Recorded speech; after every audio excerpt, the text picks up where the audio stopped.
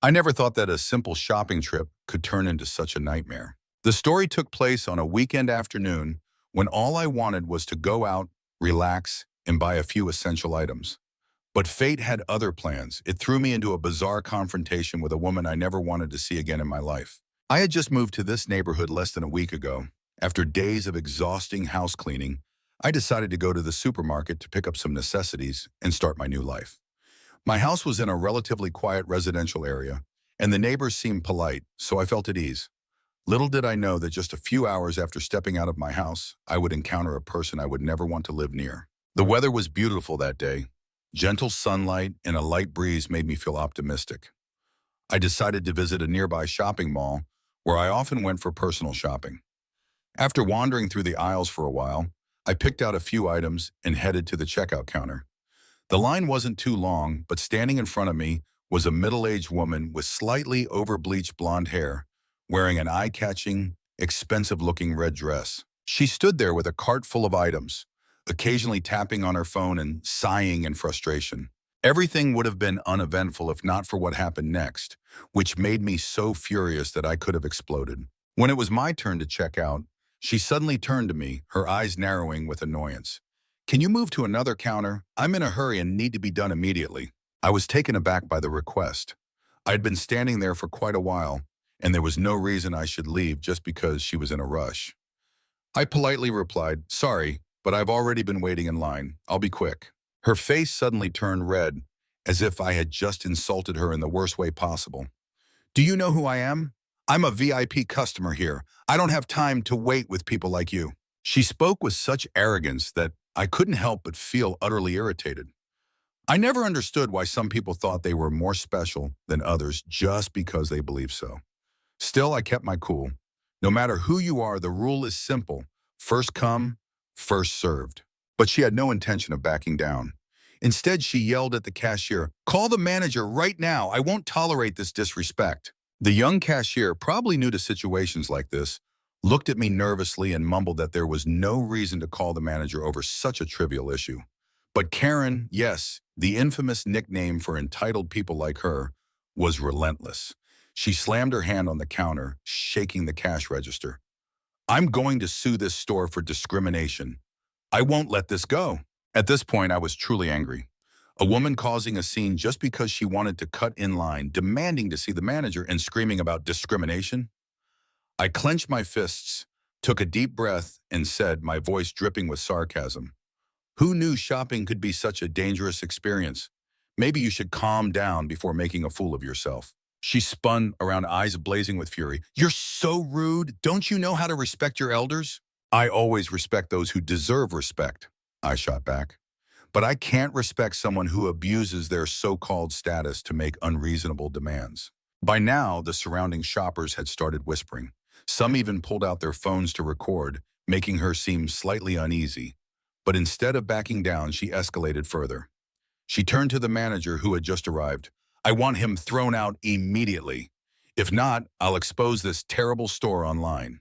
The manager, a middle-aged man who seemed used to handling such incidents, remained calm yet firm. "Ma'am, he hasn't done anything wrong. If you continue causing a disturbance, we will have to ask you to leave." It was a crushing blow for her. She looked around, perhaps hoping for support, but all she received were looks of pity or disdain. I started to feel a sense of satisfaction. Fuming, she grabbed her handbag, shot me a furious glare, and stormed off, muttering things like, "I won't let this go. And this store is terrible." As soon as she disappeared, a few customers clapped lightly. The cashier sighed in relief and looked at me gratefully. "Thank you for staying calm. People like her make our jobs so exhausting." I simply smiled and shook my head. "It's nothing. I just did what was right." I left the store with mixed emotions. Part of me was still annoyed, but another part was satisfied that I didn't let someone like her push me around. After all, no one deserves special treatment unless they've earned it. After that tense encounter at the mall, I assumed I would never have to see that unpleasant woman again. But I was wrong. Just a few days later, I discovered that I had unknowingly become the target of her petty revenge. It all started on a quiet morning when the sun had barely begun filtering through the green leaves outside my apartment. The peaceful silence was interrupted only by the occasional birdsong. I stretched, took a deep breath, and stepped outside to take out the trash as usual. But when I reached the garbage area, I was stunned. My trash bin was gone. I stood frozen for a moment, scanning the surroundings. Other trash bins were still there, but mine had disappeared. A sense of unease crept up, but I stayed calm and slowly walked around the apartment complex to look for it. The neighbors were busy with their morning routines, some walking their dogs, others heading out for work. No one seemed to notice my situation. Confused, I decided to seek help from the apartment security office. Inside, a few staff members were monitoring surveillance footage. They were helpful and quickly agreed to check the cameras to find out what happened to my trash bin. When the footage was played back, my heart pounded. There she was. Karen had sneaked into the area, dragged my bin away, and hid it behind a large wall at the far end of the parking lot. I clenched my fists, anger rising. How could someone be this petty? Was she really willing to go this far just because of a minor incident at the supermarket? But then I reminded myself, I had only just moved in. It wouldn't be wise to escalate things with a person like her so soon. So I decided to stay silent and act as if I knew nothing. I quietly retrieved my bin and put it back in its place without saying a word to anyone. But things didn't end there. The next morning, I was still fast asleep when an unbearable noise shattered the peaceful atmosphere. Loud, blaring music was blasting from next door, not just loud, but deliberately aimed at my apartment. The bass shook the walls, reverberating through every corner of my home, jolting me awake with a splitting headache. I sat up in bed, my eyes still groggy but turning ice cold. Outside, the sky was clear, and soft sunlight streamed through the curtains. But it wasn't enough to soothe my growing irritation. I knew immediately who was behind this. No one else but her. But why? Was she really this bitter over a trivial supermarket dispute? Taking a deep breath, I tried to stay calm. I didn't want to escalate things, but if she kept pushing, I wouldn't hold back. I put on my jacket and walked straight to her door. The hallway was quiet except for the deafening music blasting from her apartment, each beat pounding like a taunt. I knocked. No answer. I knocked harder. Still nothing, except the music growing even louder, as if challenging me. I clenched my fist. If she wanted a fight, I wouldn't just sit back and take it. I pulled out my phone and called the building management. Hello, I'd like to report a neighbor blasting music at an unreasonable volume. I've tried contacting them, but they won't respond. Can you help me resolve this? Management assured me they would send someone over. I returned to my apartment trying to stay calm, though my frustration hadn't faded. A little while later, a knock sounded at my door. This time it was the building staff. We've asked her to lower the volume. If this continues, we will take stricter action. I nodded, thanked them, and closed the door. Across the wall, the music had turned down, but I could imagine Karen fuming with rage. She probably didn't expect me to act so quickly. I knew this wasn't over yet, but if she thought she could break me with her childish antics, she was gravely mistaken. The battle wasn't over yet. The doorbell rang sharply, shattering the peaceful atmosphere in my small apartment. I stepped away from my desk, my heart heavy as I walked towards the door. My hand tightened around the doorknob, and I took a deep breath before opening it. The late afternoon sunlight streamed through the doorway, momentarily blinding me. Standing before me were two police officers in crisp uniforms, their expressions unreadable. We have received a complaint that you are carrying out illegal construction work in your garden. We need to inspect your property. The cold, firm voice of the officer made my heart skip a beat. I could feel the sweat forming on my palms. Logic told me to stay calm, but the faint suspicion in their eyes cut into my pride like invisible blades. In that moment, I knew exactly who was behind this. I turned my head and looked outside.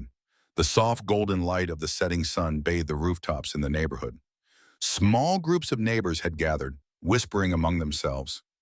Curious eyes were fixed on me, waiting for an entertaining spectacle. Among the crowd, Karen stood with her arms crossed, a satisfied smirk curling on her lips. Her eyes gleamed with triumph, as if she was certain of her victory. My chest tightened. The months of harassment, false accusations, and endless trouble she had caused me flashed through my mind like a slow-motion film. Anger burned in my chest, but I held it back. My gaze darkened as I clenched the phone in my pocket, my knuckles turning white. I dialed a familiar number. 15 minutes later, the sound of an engine echoed down the cobblestone street. A sleek black car rolled in slowly, drawing everyone's attention. The door swung open, and a man stepped out with his wife. Their presence sent a cold wave through the entire neighborhood. The murmuring crowd fell silent, replaced by stunned expressions and curiosity.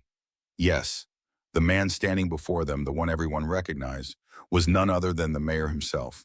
The mayor strode forward, his sharp eyes sweeping over the scene before settling on the officer. "What is going on with my son's house?" His deep, authoritative voice made the air thick with tension. The officer hesitated, his eyes flickering with surprise. The crowd held its breath, and the only sound left was the rustling wind through the trees. Karen stood frozen, her triumphant smile twisting into a grimace. I stepped forward, meeting her gaze with unwavering resolve. "You've taken this too far, Karen. Everything you've done, I have recorded it all." One by one, I laid out the accusations, every false claim, every petty trick. The color drained from Karen's face, her eyes darting around in panic. The murmurs in the crowd grew louder, their curious whispers turning into anger. The building management quickly intervened, and within days, Karen was evicted from the neighborhood. As her door slammed shut for the last time, I stood on my porch, taking a deep breath. The evening air was crisp and refreshing. For the first time in months, I felt true peace. The golden glow of the streetlights cast long shadows on the pavement, painting the neighborhood in a quiet, serene hue. I stepped back inside my small apartment, ready to return to my unfinished work, leaving all resentment behind and embracing a fresh start.